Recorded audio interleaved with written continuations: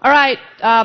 Good morning, everyone. I think we'll get started. Welcome to day 2 of the BRD Symposium. I think we had a great day yesterday, and I'm looking forward to hearing today's speakers. I'm Alison Van Eenenum from UC Davis, and I'm going to be moderating this morning's session. And just one little housekeeping note, if you haven't signed in for credit, for continuing education credit for the BRDS, you need to do that at the front desk. And if you are also staying for AVC and want continuing education credit for that, you have to sign a different book, which is also at the front desk. And so just please remember to do that so that they can give you credit for your continuing education. So this morning it's my pleasure to introduce Derek Mosier. Derek Mosier is currently a professor of diagnostic medicine pathobiology at Kansas State University. He received his DVM from Kansas State and his MS and PhD from Oklahoma State. Mosier is a diploma of the American College of Veterinary Pathologists. His professional experience has been as a mixed animal practitioner and faculty member.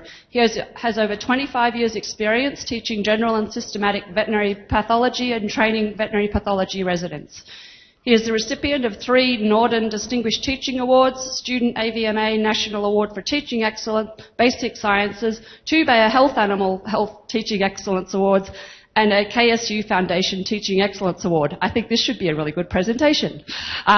He has research experience and publications in infectious diseases of cattle and is the co-author of 95 scientific publications, past council member and secretary-treasurer and president of ACVP. So, Dr. Mosier, good morning and welcome. Thank you.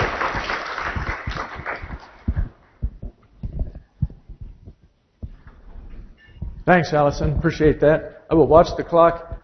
It says 8:04. Does that mean I have until 8:34? Well, I'll try to go quickly. Really appreciate the organizers. This is a great symposium, great venue, and I appreciate the opportunity to be involved here. One thing I want to prove to you this morning is that they always save the best for last. So I'm glad to kick off the morning, and then hopefully later in the day, after you guys are rested up, you can get the real good stuff. Let's go ahead and let me see. I'm pointing this direction. Okay, when you guys start to talk about hot carcass weight and average daily gain, my eyes kind of glaze over, and I apologize for that. I am a pathologist, but when I hear pathogenesis, I get excited. And so that's what I'm going to speak on this morning. BRD pathogenesis. What I don't want to do is bore you with the same old stuff, because I think we've heard all this before. Essentially, we talk about stress, whatever we define that to be.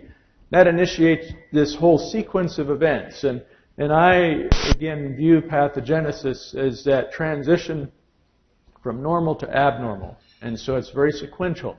I include cause with that because that's what initiates the whole thing, and clinical signs because that's the end point that we actually see out in the field. Stress, whatever we want to define that as, and many of you talked about that yesterday. We'll go through a little bit of that later this morning as well. Then due to that stress, we see a virus come in. We've listed all those. We know who they are. They cause damage to that respiratory tract. We cause epithelial injury. That allows agents, bacterial agents that are normally commensal up in the upper respiratory tract to get angry somehow. They move to the lower respiratory tract, to the lung, colonize these damaged areas, start to make their virulence factors. Those virulence factors then activate a pro-inflammatory cytokine cascade, which then creates pneumonia. And then we see the clinical signs as a result of that. Or maybe we don't see the clinical signs. After yesterday, the recognition, some of our clinical illness scores, our subjective criteria. However that animal wants to show us that it's sick, we'll see that clinical manifestation. This thing, and we've seen it before, I think was produced or invented by a production animal veterinarian because this fits BRD, I think, better than almost any other disease out there.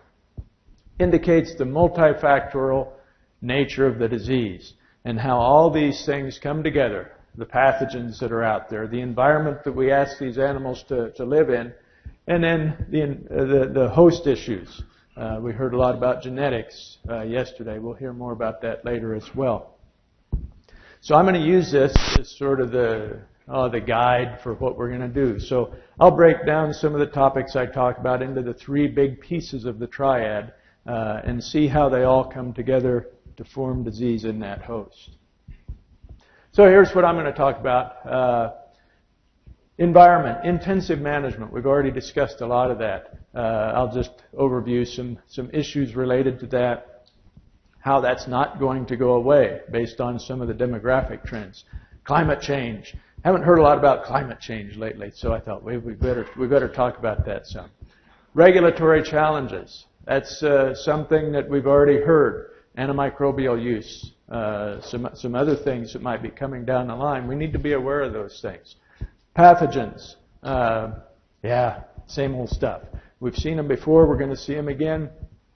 But I want to talk a little bit about the heterogeneity between some of the strains of these individual pathogens and emphasize the polymicrobial nature of BRD. We know that. We've talked about it. But I think some of the complexities come about because of the synergies that these different agents produce when we have these multiple infections.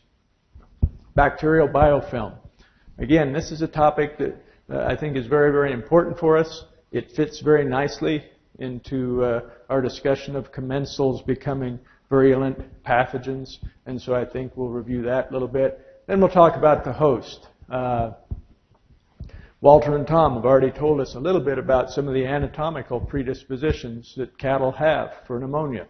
We'll go through that again. They did it a lot better than I, so we'll go through that slide quickly. Proinflammatory versus a lack of healing. There's some nice studies that indicate maybe we've got some other things we need to think about related to pathogenesis, not just all this pro-inflammatory change, but maybe there's some other issues that we need to think about as well. And then the genetics. Donna and Allison have already talked about that. So I'll just flip a slide up real quickly and acknowledge them as the experts and that they've already told us a lot. So with that, let's get going. Here are the trends. These are UN numbers. A lot of people out there. By 2050, more than 9 billion of us. That's a big number. I don't understand how they get that, how they predict it. Food demand increases by 70%. And more importantly for this group, the demand for animal protein is going to go up. A lot of the trends, it seems, in developing countries, as the socioeconomic level of the population goes up, they want more meat protein in their diet. So they move from a grain-based diet to an animal protein diet. That means there's more demand for the product that we have. So what that tells us is that we're not going to be able to get away from intensive management. There's a big demand for what the product that we make is, beef. And due to the increasing demand, we're going to have to continue to have large feedlots. I think the trends are now the larger feedlot, fewer of them, but more animals per lot. And so we're going to see an increase in this need for intensive management and some of the factors that go along with that. The factors were discussed yesterday. Transportation. Seems like this is one of the big stressors. Seems to create more problems than some of these others. The commingling. Thermal challenges. We'll talk about that a little bit with climate change. If it's really hot, it's really cold, or more importantly, maybe that transition between a very warm day to a very cold day that happens over a 24-hour period, which happens a lot in some of the places that these animals are. That physical environment. Unless we put some shade up, these animals won't have shade. And if we don't put some sprinklers out there, they may not have some moisture to keep them cool. Time of weaning. Did they get weaned on the truck? Did they get preconditioned? And again, yesterday we heard some great information about some of those topics. Social factors. You guys act really tough, but yesterday, listening to Dee particularly and Tom, I think you're really soft down deep. And so some of these issues of bullying, these animals that we take, we move them out of their environment very quickly, we throw them into this alien environment. It's easy for them to get lost, but I think this group knows better than any that we're the best animal welfare people out there. You need to take care of these animals. Some of the social factors that they have to adjust to in this intense management is very, very important. High energy rations. Again, we change them. We put them onto these rations very quickly. Let's switch. Climate change. This is a long-term imbalance of customary weather patterns. I think we've all got our examples. Oh gosh, yeah, last year it was this and now this year it's this. I think just here in Denver lately, they're getting all this rain. They had floods up on Highway 36, had to close it here last fall. Apparently they're going to close it down again, or at least, well, that's for road repair, but flash floods, unusual this time of year. 2012 down in Texas, we've heard some about that. Katrina, Hurricane Sandy. The tornadoes down in the southeast. Where I'm from, Kansas, used to be Tornado Alley. Well, we still see them, but gosh, those big ones seem to be moving down into the southeast a little bit more. Down into Missouri, things like that. So extreme weather events. Predictions. Average temperature is going to increase. Rainfall patterns change. Too much in certain spots, too little in others. Increased frequency of extreme weather events, whatever those may be. So climate change seems to be real, at least the science supports that, and many consider it to be one of the major global challenges of the century. Regrettably, politicians get involved, and then they talk about, global climate change and all these things. Want to find someone to blame. I wasn't sure who we were to blame, but yesterday I learned that it's the nutritionists, I think. So at least we've got that one settled. But climate change, I think, is real and something that we'll have to deal with. What are the impacts? If it's hot and dry, our feed supplies, the quality, the amount maybe go down, and we've all had to encounter that periodically. The availability of good quality water. Heat stress. If it's hot and dry, these animals encounter more heat stress, something we have to worry about. Mike Engler yesterday, the cactus feeders, thought that was interesting. 2012, the drought there. The trends, if you took that year out, were very nice in terms of morbidity, mortality. You put that in, the mortality was up very high. I think we could attribute that to some of the climate change, the drought going on, some of the stresses that we encounter there. The concern is that will no longer be an outlier, one of those exceptional events.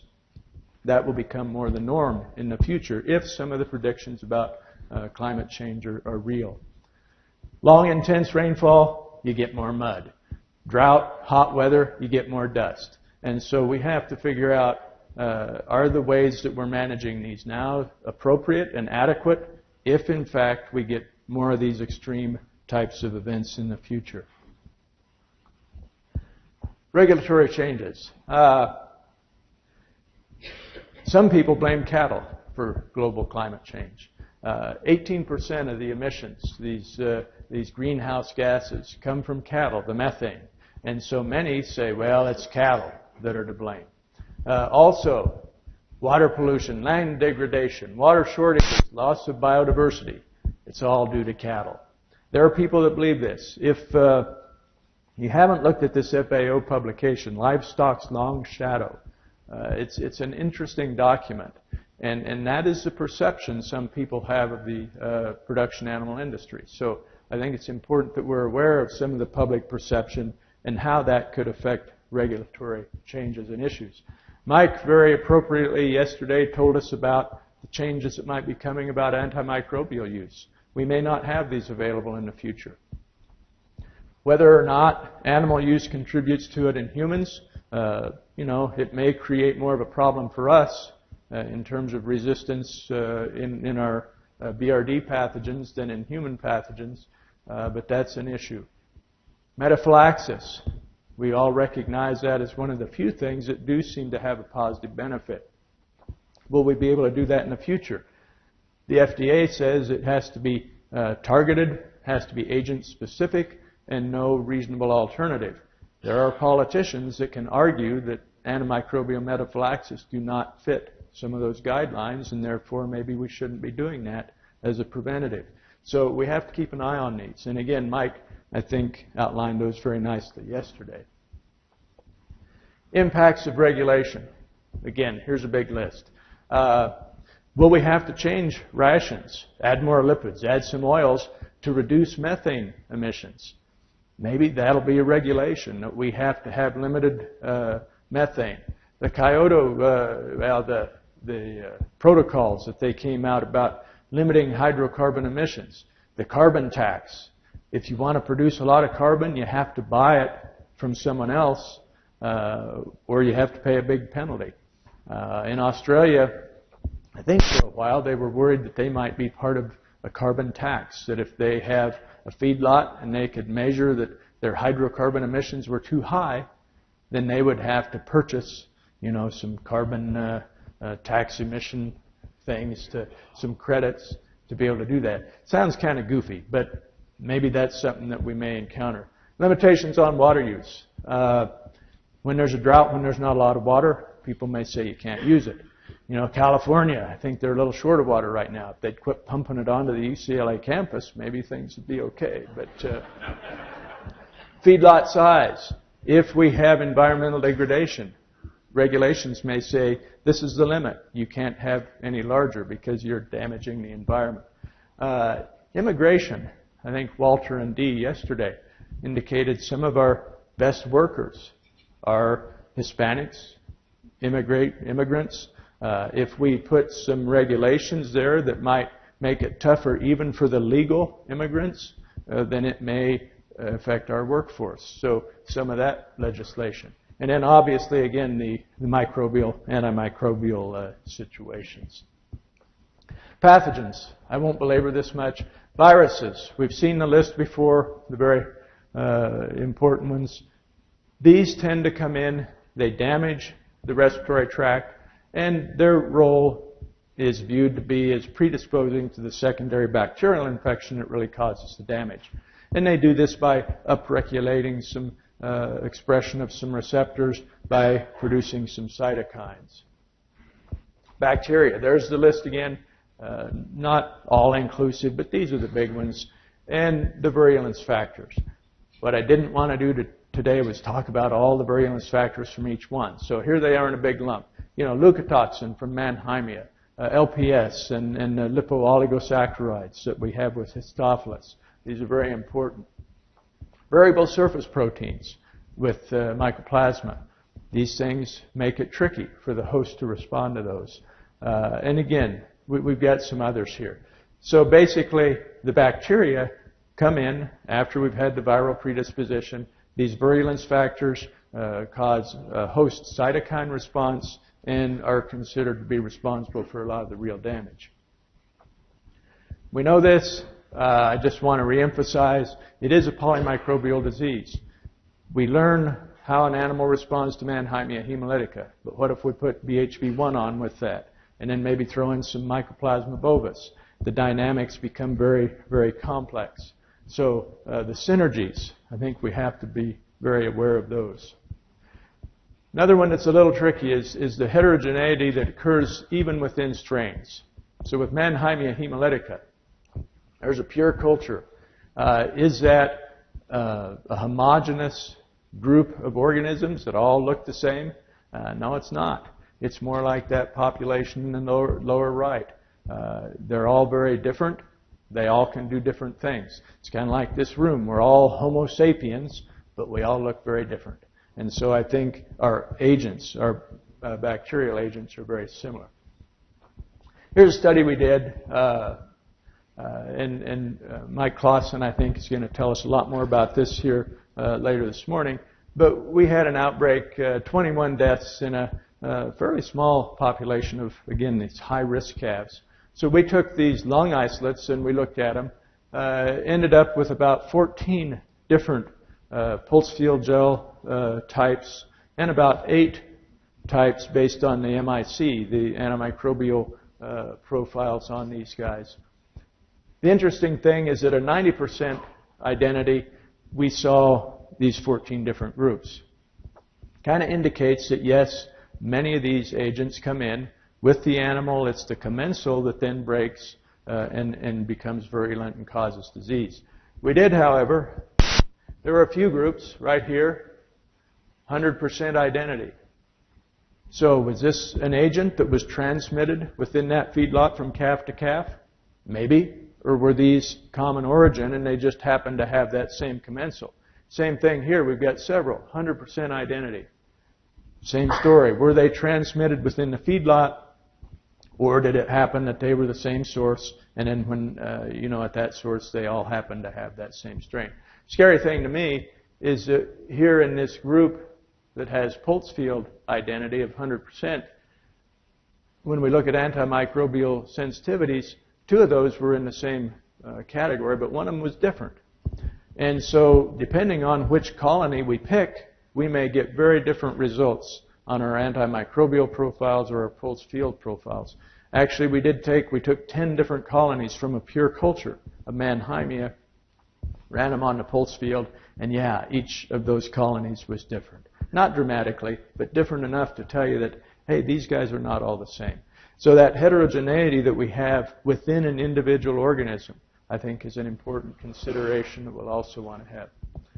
Biofilms, really quickly. These are groups of organisms that form a community. They work together.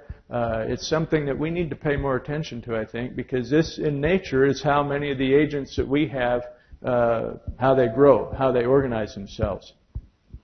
Most of a biofilm is matrix.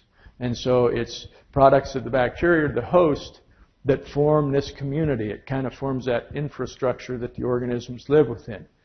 This protects them from antimicrobials. It protects them from toxins, helps them preserve nutrients. It's a really nice, tidy community. And we have to remember, all of our BRD bacteria are biofilm producers. The life cycle, really quickly, because I think this tells us a little bit about maybe how our commensals become virulent pathogens.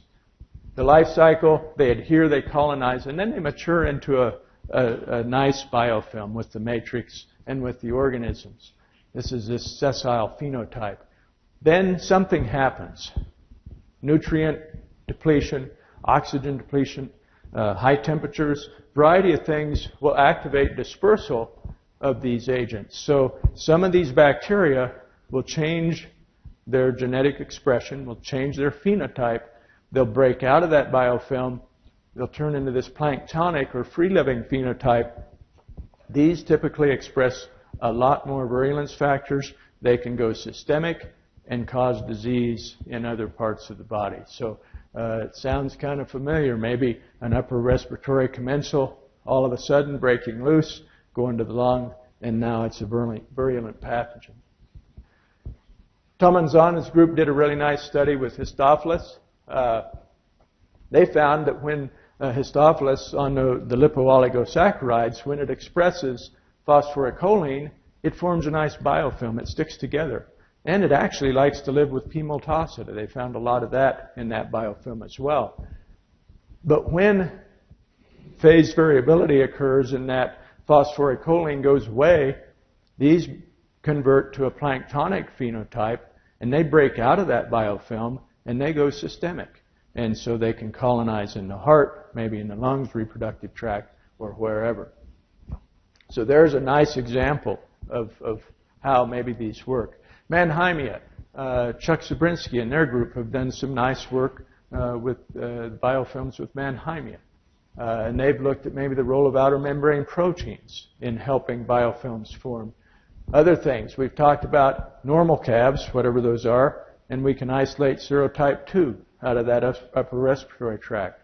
But we always find serotype 1 down in the lungs with pneumonia.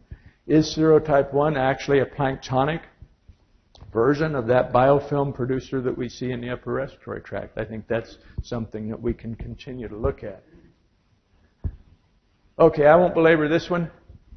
Watching the clock, Allison, so we'll keep on this. But I think Walter and Tom did a very nice job of telling us about the normal anatomical and physiologic challenges that the bovine has just because of the way their lungs are built. Poor collateral ventilation, the low lung capacity, and the high oxygen consumption that these animals have. So things that we have to think about. We've got a species that is challenged already and predisposed to pneumonia before we even throw any of these other issues on top of that. So, as we talk about the host, their resistance to BRD, they have to be able to resist and eliminate the infection, but maybe more importantly, tolerate the injury that's produced by that infection. And a lot of that injury is considered to be due to these pro-inflammatory cytokines. So the virus comes in, we activate some things, and then the bacteria stimulate the production of these cytokines, which cause host injury and pneumonia and tissue damage. So that's one of the things that we'll look at. The nature of that response, I think it's very important because of the polymicrobial nature of disease. These are complex. Laurel Gershwin and their group have done nice work with Histophilus, Chuck Saprinsky with BHV1 and M. hemolytica. Philip yesterday gave us a nice view of the role of gamma interferon, and then that upregulates the TLR4s. And then here we've got some work where we upregulate the receptor for leukotoxins. So it's the dynamics that occur, the various cytokines, the various things that happen in these synergistic infections that really determine how this disease will look. Nice study, and I'll run through this one quickly. This is a study with Legionella and influenza virus in mice. And if you infected with either the virus or the bacteria alone, these animals would not die. But in the co-infection, they would die. It was 100% mortality. The authors of this did some really cool stuff, and I still don't know how they did it. But basically, they had mutant bacteria, they altered the host, and they did some things. And with mice, it's cool because you can do a lot of things like that. But what they concluded was that co-infection mortality was not due to bacterial virulence factors, pro-inflammatory responses, immunopathology, anything like that. They determined that the mortality was not due to a failed resistance to those pathogens. Instead, that mortality was due to an inability to that animal to tolerate or to repair damage to that tissue. And so what they found is that the genes involved in cell tissue repair, stress responses were actually downregulated in the co-infection more than they were in individual infections. So their conclusion, and actually they were able to supplement an epithelial growth factor and decrease the mortality and the tissue damage. So maybe we shouldn't look strictly at pro-inflammatory events, but maybe there's a message here that we need to look at the role of some of these anti-inflammatory, pro-healing genes. We need to get those expressed to limit the damage. And there's some examples here. Again, Chuck and Laurel's work with Mannheimia and Histophilus, respectively. And I've stretched this a little. The proteases that degrade collagen, that's both a healing thing as well as degenerates some of the structure of the lungs. And here we've got a pro-angiogenic wound healing agent that's downregulated more with co-infection. So maybe some examples of this in some of our pathogens. So the most favorable outcome, we balance pro-inflammatory response to get rid of the agent, but we don't do so much damage that we have a lot of injury. We're about out of time. Dono and Allison talked about this later. Heritability, I think they convinced us that if we have a genetically superior animal, maybe we're going to solve some of our BRD problems. Again, we've heard a lot about these, so I won't belabor that. My question would be, who are we going to target? What do we target? If climate change is real, do we need an animal that has greater thermal tolerance? Maybe so. Do we need an animal that has strong immunity? Maybe so. Maybe that would be good. Temperament. Some of these temperamental animals do less well. So we need an animal that's socialized to intensive management that gets along well. Maybe the healing capacity we need to look at. So some of these I think we have to consider. Yesterday it was pointed out, maybe we better be careful what we wish for. I think it was in the Holstein for a while. We were selecting for some milk parameters. And yeah, we increased milk fat and things like that. But then lo and behold, this condition called syndactyly showed up. And then we realized that those were linked. When we finally decided to stop selecting for some of those milk parameters, syndactyly went away. So we have to be careful what we select for and recognize that that can have some adverse consequences as well. I think we're about done. So here's what we've discussed again.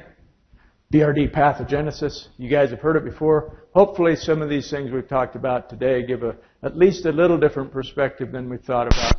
Help us think a little bit about the future and some of the issues that we may need to deal with. So appreciate your attention and time. Thank you very much.